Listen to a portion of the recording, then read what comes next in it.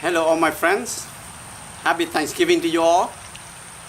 I just have a few things to say today. It's just a special day. First of all, it's a Thanksgiving time, so we are here. We're here. We would like to be thankful for our friends and family, and we live in this greatest country with freedom and democracy. So, as a immigrant and other escapees from the communist country, we appreciate so much about the freedom and democracy here we have here in America.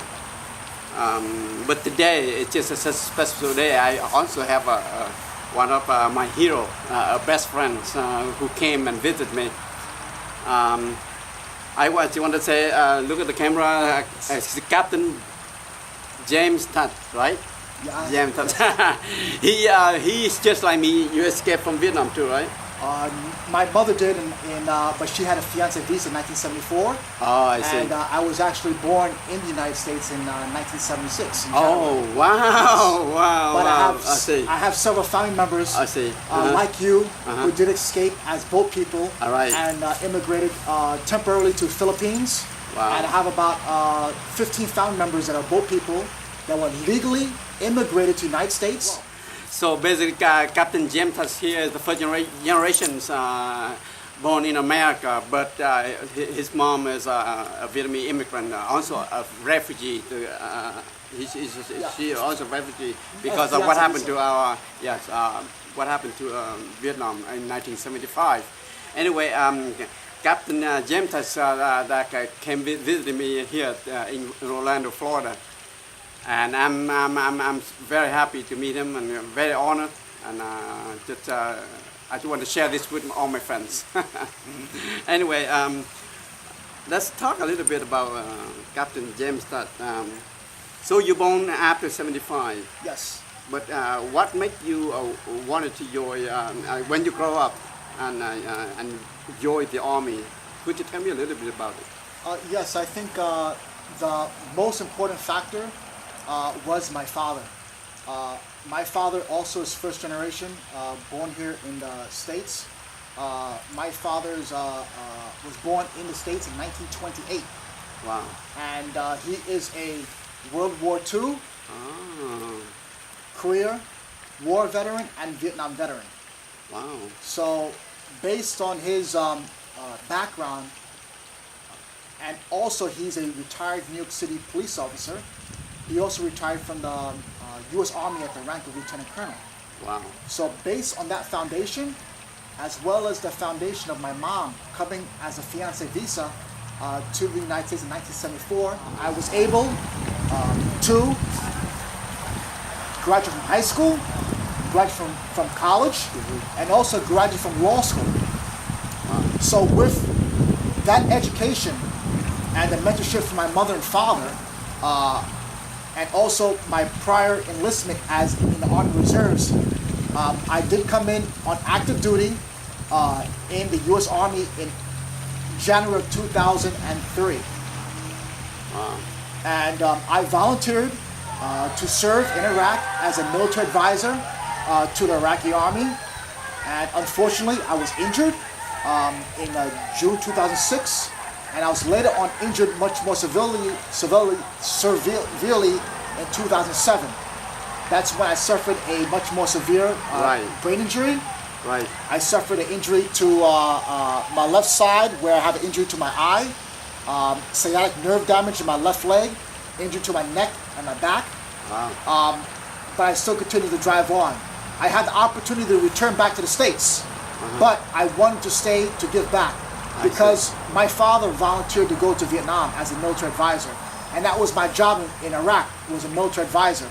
Yes, the reason that you want to join the army and volunteer join the army and serve our country here because of your family traditions. Yes. But about a long history of your fathers, and also just a role model of your mom who have been going through all that stuff, all that education, and to you keep that tradition and move on and volunteer to join this country.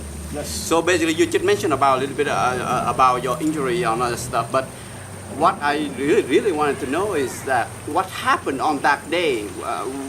What happened? Why did you get injured? Can you tell me a little bit about that? Yes. What happened is while walking you back were there. over to the Iraqi army side, within the Iraqi army base, we came underneath Katyusha rocket attack, which is about a 12-foot long, 107 millimeter Chinese-made rocket from mainland China. Oh. And one landed about 15 to 20 meters away from me. When it exploded, my body got picked up by the blast, the pressure of the blast, and I was thrown very hardly to the ground on my left-hand side, and that's what sustained the brain injury and also the sciatic and the nerve damage, and as well as the diplopia and photophobia from sunlight from my eyes. So that's why we're sitting behind the sun. Yes. Wow. Got hit directly from the missile by Yes. our enemies. Yes, from the vicinity. But yes. vicinity. But you were blessed, still alive. Even though you got severe injuries and basically the entire body, and you also got it in your brain. And basically, you got a TBI also and everything. Yes. I thank God that you're still here with us today, and we're grateful, especially today is Thanksgiving Day. Yes. But and then from there on, you didn't quit serving our country, meaning that you help all the veterans, and you're still being active. Can you tell me a little bit more about that? Well, we have a lot of issues going on within the veterans community. There's great help that's going on, and there's things that need improvement. But what can we do besides of what they teach in the military? There's a problem. How can we fix it? So that's where I came in. Even with my injuries, I'm not able to practice law. I cannot be an attorney right now because I have a traumatic brain injury. I'm rehabbing, and hopefully one day I can take the exam to get my law license. Okay? But for right now, what's my purpose? And I found, based on my training and my exposure, especially being overseas in Iraq for 2 years, and also being back and forth in the country of my ancestors in Vietnam. I traveled to Vietnam over 25 times. I wanted to find my purpose. And I found out that even though the problems that I go through and the injuries that I have to take a little over 20 pills a day to survive. Okay? And it's difficult.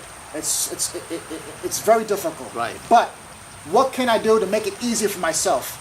So I made the acronym to make it easier for me, what I learned in the military and also in university and law school.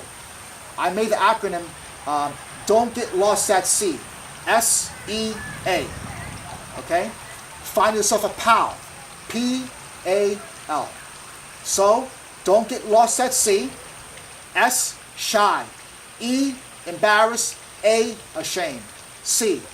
Everyone goes through problems. So basically, you use that theory to help yourself and also you help others. Yes. Our veterans, I see. Yeah, that's correct, Dr. D. Which is, I'm really, I want to learn that too because I needed help also. But anyway, but the second part is also very important is, yes, we're not lost at sea, shy, embarrassed, ashamed. What do we need? What do we need to help others and help ourselves? You need to find a pal. P-A-L. P, find passion what you want to do. A, right. Aspire to it. Get the training. Talk to who can help you. Right. And L, you have a legacy for yourself, right? Your friends, definitely, your family, your culture, our country, and other people's country. Because this is international. Suicide is not just for American veterans. It's civilians. It helps everyone, and we can fight it. Right. Exactly. Just think a little bit clearly about your rank at the time that when you joined and at the time that you got injured. Okay, well, I first joined the Army Reserves as a freshman in college. It was October of 1994. I was a private E1, and I was in the U.S. Army Reserves as quartermaster, which is supply, supply specialist. And when I finished up my training, I was awarded an Army ROTC, a Reserve Officer Training Corps commission. So I received a scholarship, and in 1998, when I graduated college, I became a lieutenant in the infantry. Okay, In the army. in the army. Yes, but I requested. What a beautiful history you have there, and what a bravery you have there. Anyway, the injury that you talk a little bit about that. I can see you have the king. You have what you call the My walker. Yes. walker, Yes. and especially you Yes. have this puppy right here. Yes, service How dog so Liz. beautiful. So how this puppy really help you? Well, because of my injuries, I have mobility issues. She's a service dog for mobility issues. For example, if I drop things, she's able to pick it up, number one. She can open and close doors, number two. Number three, she can turn on and off lights. And she can also help to keep me balanced for mobility. And she is a constant companion. Let me ask you one more question. You mentioned that your father is World War II, Korea, and also a Vietnam War veteran. Yes. I know you were born after 75, which is after the foresight. Yes. You're born 1976. When you're growing up and you joined the service, you joined the army, do you know anything, you learn anything about especially our Vietnam veterans when after the war? In school, for example, in elementary school and junior high and high school, very vague, just a couple of chapters, a chapter, 1 or 2 chapters with about 4 pages and maybe about 10 paragraphs. Not too much at all. Okay. Do you learn anything about how our Vietnam veterans got treated when they came back from the war? Yes. Here in the States, they were told when they did land to remove their uniforms, to put on civilian clothes, and that is a fact from what my father told me, and my dad's best friend, who married my mom's sister number 6, my uncle. He told me, and also when we went to veteran gatherings of fellow Vietnam veterans, they also mentioned that same story to me, and that was face to face. So it wasn't something I read in the internet. I got verbatim from these fellow veterans that was a fact and that did occur. Also, what's very important was what happened to the South Vietnamese veterans who were not able to escape. Right. My uncle, my mom's cousin, he was in the airborne Red Beret of the South Vietnamese military, and he was captured and he was sent to a re-education camp. If you are a South Vietnamese veteran, you would not even call it a re-education camp, but that's what it was based on what was told. So he had certain treatments that were done to him, and